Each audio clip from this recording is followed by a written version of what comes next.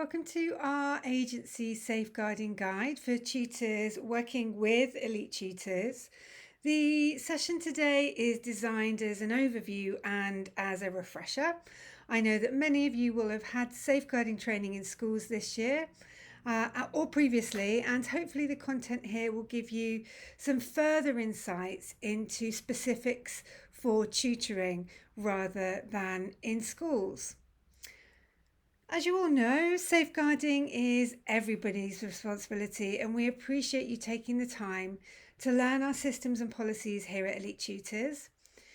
As a self-employed contractor, it is your responsibility to keep yourself upskilled and knowledgeable about safeguarding, and one of those steps is what you're doing today, watching this video and making sure that you know exactly what to do in the event of a disclosure or how to report a concern. So firstly, I'd like to introduce the safeguard leads for both agencies. We have got at Elite Tutors Sussex myself, Karen Ormerod, as the designated safeguard lead, and Naomi Fox, who is the deputy designated safeguard lead. And at Elite Tutors London, we've got Harry Smith, designated safeguard lead, and myself as the deputy there. And you really have a deputy if there does happen to be a situation where you can't get hold of your DSL.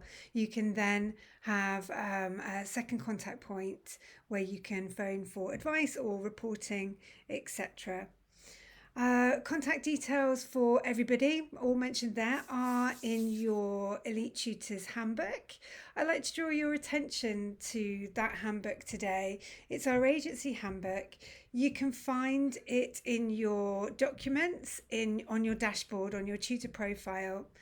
This contains contact details for DSLs, safeguarding policy and procedures within our agency, and it also contains a safeguarding flowchart of what to do in any safeguarding situation that you might find yourself in. So I'm really hoping that today you will get out of this session a few things. Firstly, the different types of abuse and how to spot a disclosure, specifics around tutoring and safeguarding disclosures, what to do during a disclosure, policies and procedures for a safeguarding referral with our agency, practical guidance on keeping yourself safe as a lone worker, and I'd like to signpost you to further training in safeguarding at the end of our presentation today. So now we all go into tutoring because of the rewarding nature of the job. It's a real privilege to spend that one-to-one time with students and to see their progress and their confidence grow. We take time and effort to create a safe space where children can take learning risks. We create nurturing and trustful relationships, and I know that you will spend time planning how to do that. It's for all of these reasons that students may choose to tell a tutor something they would not tell others. Another facet of this privileged position is that tutors are some of the only people who work regularly inside a home, and you'll have close personal insights into parent-child relationships, and you are probably the best placed person to spot concerns with this in mind. Tutors aren't mentioned in any legislation yet. However, we, as you can see, play a really important part in a student's life. Next, I'd like to talk to you about the different types of abuse and how to spot signs and make sure that you know what to do and what those signs look like. So the types of abuse that we might come across and that children can suffer from are physical abuse, emotional abuse, sexual abuse, and neglect. Physical abuse can be anything from holding a child too tight and causing bruising, pushing, pinching, and all the way up to breaking bones, scolding, etc. Some of the more horrific things that we've very sadly lately seen on our televisions. Emotional abuse is a little bit more hidden. It's a bit more divisive. It can be anything from criticism, a highly critical parent, to bullying, to putting children in danger where they may not know they're in danger. And at the other end of the scale, putting children under undue pressure and stress and not listening when they say they're too tired to continue working, etc., for example. Sexual abuse, that means both contact and non-contact, online and offline as well. A recent government report showed that 90% of school-age girls have been sent indecent images and 50% of boys. Very sadly, child-on-child abuse in schools is rife. The online world has brought about another layer of sexual abuse. This can be from someone they know, someone a student knows, somebody they don't know, for example, an online stranger. And this also covers harassment and contact abuse as well. 90% of children are abused by someone they know: boyfriends, girlfriends, peers, relatives, tutors, an unknown online person, sports coaches, parents, carers, etc.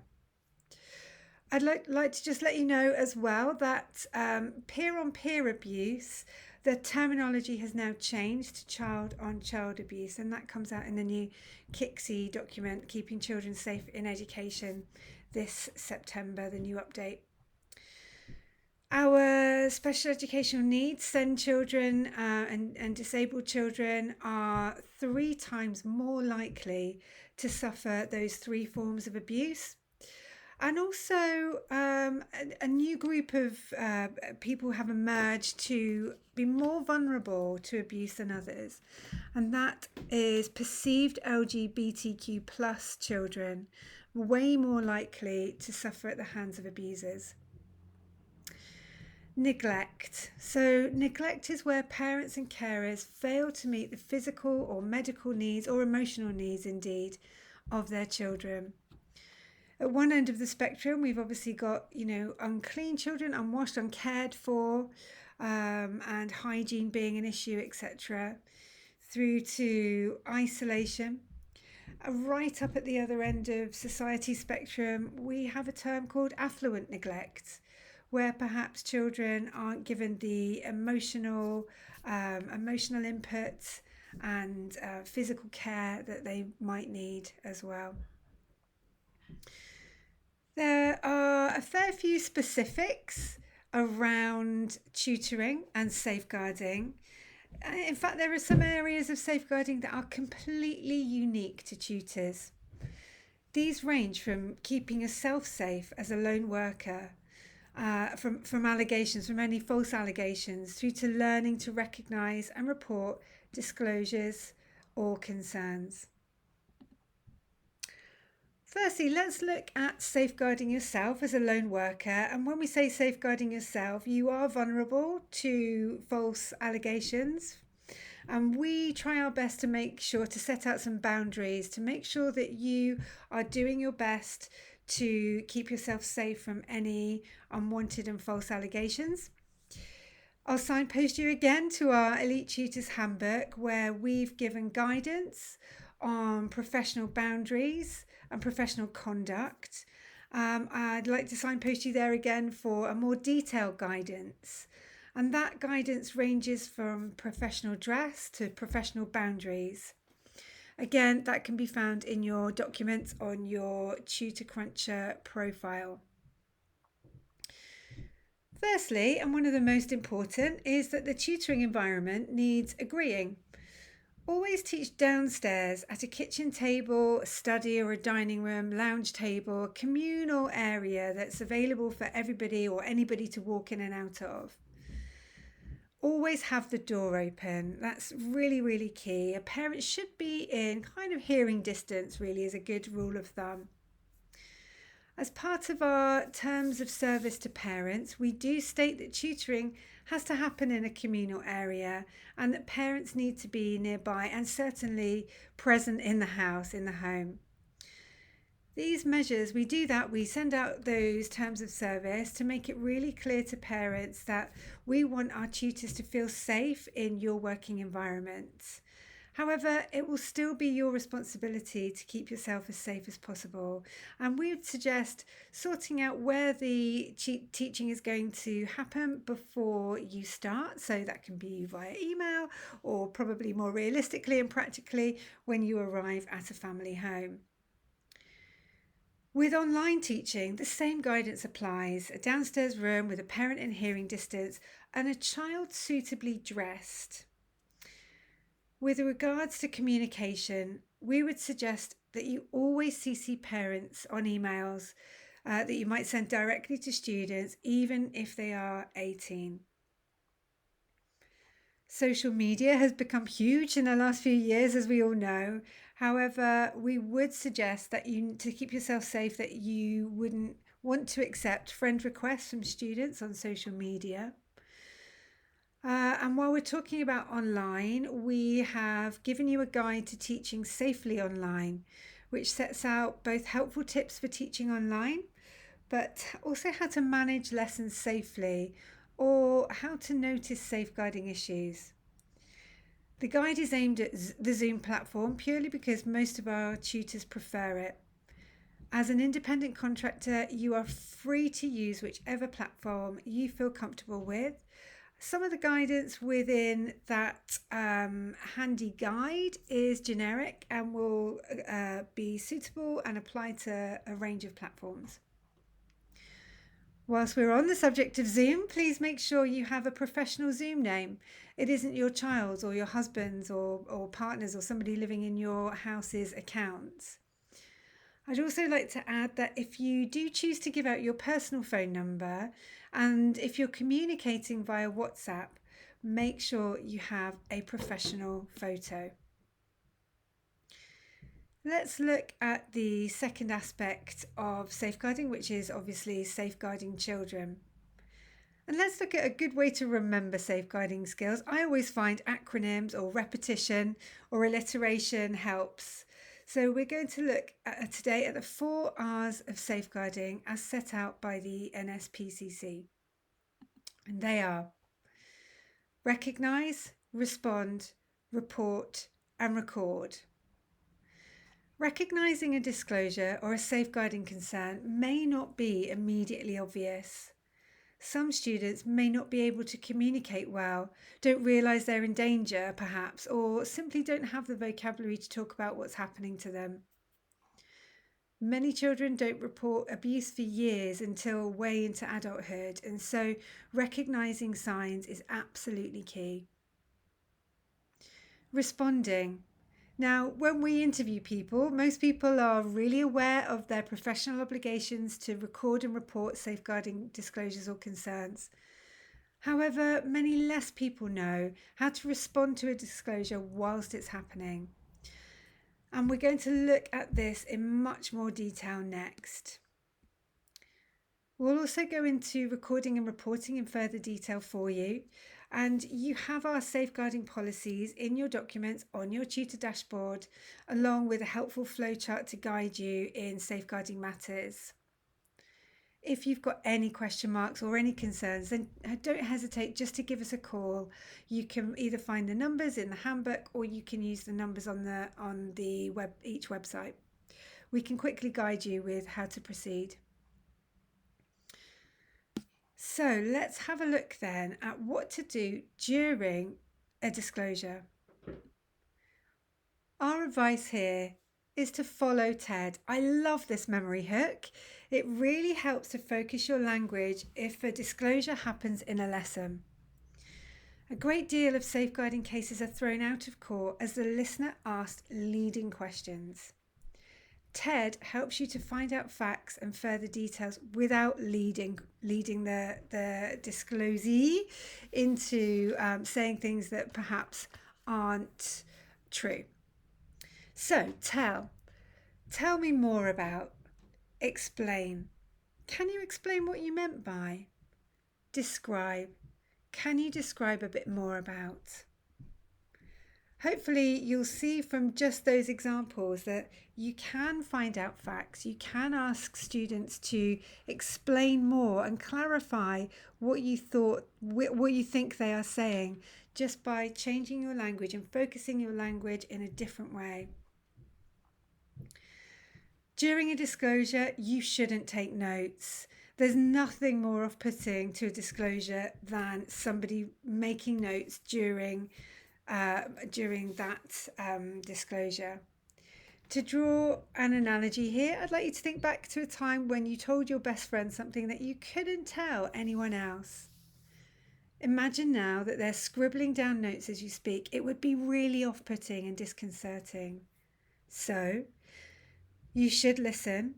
You should find out further facts using TED and explain that you may need to speak to other people about how you can best help.